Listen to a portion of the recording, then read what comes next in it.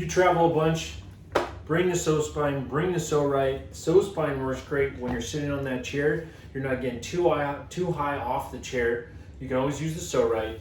I'm pointing because the PSO RITE's right there. But PSO spine is great because you're not getting too high and it's working multiple areas of your glutes. This is awesome when you're traveling.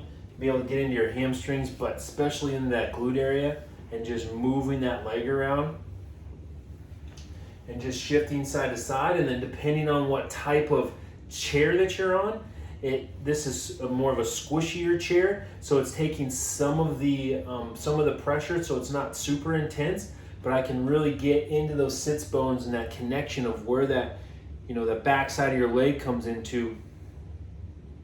And then just by shifting around, when you sit for a long time, especially when you're on those airplanes, you're sitting in the airports, this area can get really, really, unactive, right? It doesn't get a whole lot of blood flow to it when you're sitting down. So when you do this, you can be able to really get in and really help clean up some areas. And then when you get up and move around, it'll feel like you haven't been sitting for a long time. Okay? So now I'm just shifting, I'm just exploring.